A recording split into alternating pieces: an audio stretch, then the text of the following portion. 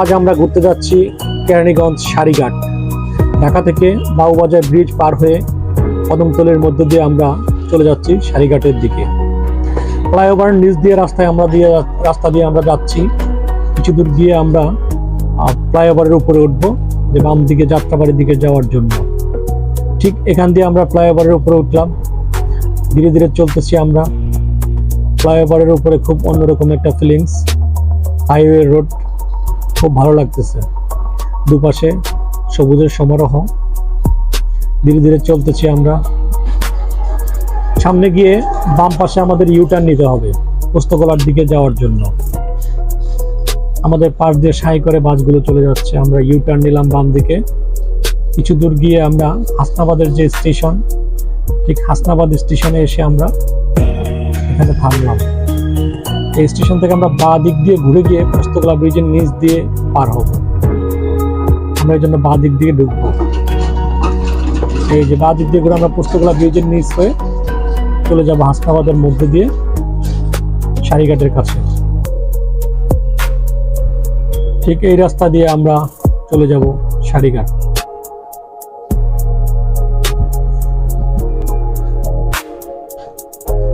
Autorickshaw, গাড়ি, হাসনাবাদের jam, এটা পার হয়ে আমরা সারিঘাটের দিকে রওনা হলাম।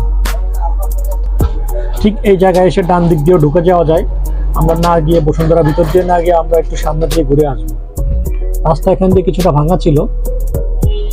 সামনে গিয়ে আমরা যেখানে বসুন্ধরার যে এলপিজি বা সয়াবিন তেলের ওদের যে ফ্যাক্টরি আছে, জায়গাগুলো দেখলাম। এখানে যে পানগাঁও, এখানে কাস্টমস হাউস আছে, আমরা এগুলো ঘুরে আসলাম। ঘুরে আবার আমরা রওনা হলাম সারিঘাটের দিকে। কিন্তু আমরা পথের মধ্যে পথ ভুলে গেলাম। লোকজনকে জিজ্ঞাসা করে আমরা অবশেষে সারিঘাটের কাছাকাছি এসে পৌঁছলাম।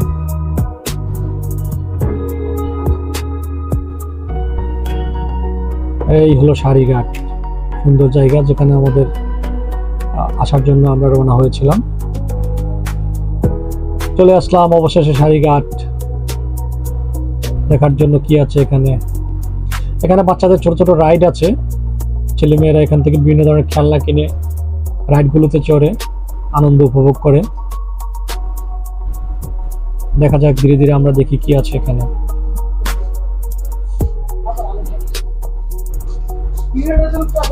দেখা যাচ্ছে বিভিন্ন ধরনের রাইড বাচ্চাদের জন্য। অনেকে বাচ্চা কাচ্চা নিয়ে আসে সাথে করে। বাচ্চারা এখানে ছুটির দিনে আনন্দ করে।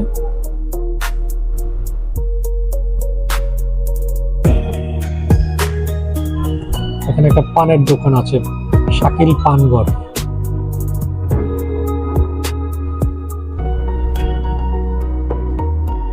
ছেলেরা বিভিন্ন ধরনের রাইডে চড়ার জন্য উদ্গ্রীব হয়ে থাকে। এখানে আমরা দেখলাম একজনকে ঘোড়ায় চড়ে আনন্দ করতে।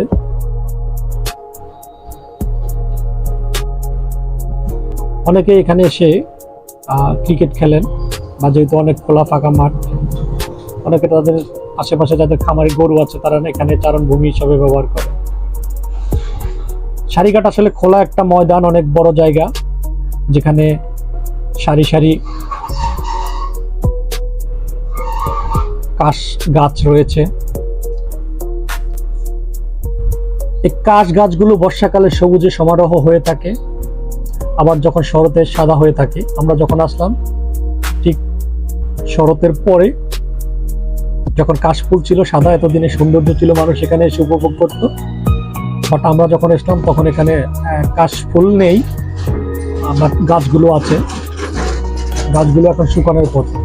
এই গাছগুলোই এখান থেকে হয়তো কেউ কেটে নিয়ে যাবেন, বিক্রি করবেন, যেগুলা ঝাড়ু হিসেবে ব্যবহার করা হতে পারে। বলা হয়ে থাকে কাশফুল যৌবন শেষ হলেই ঝাড়ু। মাঝে মাঝে কয়েকটা আকন্দ গাছ আছে। এই আকন্দ গাছ দেখলে আমার কাছে গ্রামের স্মৃতিগুলো মনে পড়ে। গ্রামের রাস্তার আশেপাশে এরকম আকন্দ গাছ থাকে, দেখতে খুব ভালো লাগে। আকন্দ গাছের অনেক উপকারিতা আছে। সাধারণত ব্যথা উপশমের জন্য এর ব্যবহার করা হয়ে থাকে। অনেকে এখানে ছুটির দিন ছাড়াও এসে সময় কাটানোর জন্য আসেন, সৌন্দর্য বিকালের উপভোগ করেন। সূর্য প্রায় ডুবি ডুবি, আমরা অনেকক্ষণ ঘুরলাম। সূর্য ডুবি ডুবি অবস্থা, আমাদেরকে আবার ব্যাক করতে হবে।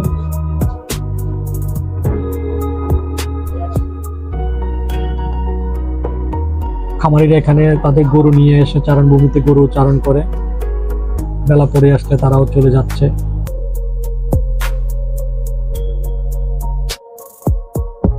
কেউ আসছে কেউ যাচ্ছে, আমাদেরও যাওয়ার পালা হয়ে আসছে। চারপাশের সৌন্দর্যগুলো দেখবো একবার ঘুরে ঘুরে। সবুজ দেখতে খুবই ভালো লাগে, মনের ভেতর থেকে মনটা প্রফুল্ল হয়ে ওঠে। এবার চলে যাওয়ার পালা।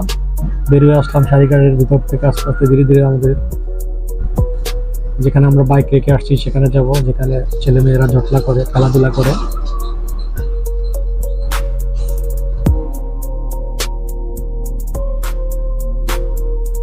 এখানে বাইক রাখার জায়গা আছে, সবাই এসে এখানে পার্কিং হিসেবে ব্যবহার করে।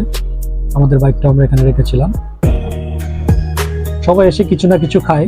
আমি যেহেতু গরিব, খুব বেশি কিছু খেতে পারলাম না, রং চা খেলাম, যেহেতু কিছু একটা খেতে হবে। এখান থেকে রং চা খেয়ে যাচ্ছি, স্মৃতি হিসাবে থাকবে যে কিছু একটা খেয়ে আসলাম। বেলা পড়ে আসছে, ধীরে ধীরে অনেকেই বের হয়ে যাচ্ছেন, আমাদেরও ফিরে যাওয়ার পালা। আপনারাও চাইলে ঘুরে আসতে পারেন সারিঘাট। বাই বাই, আজকের মতো বিদায়, দেখা হবে কোনো একদিন অন্য কোনো জায়গায়। সুফিয়ান এক্সপ্রেসের পক্ষ থেকে আপনাদেরকে শুভেচ্ছা।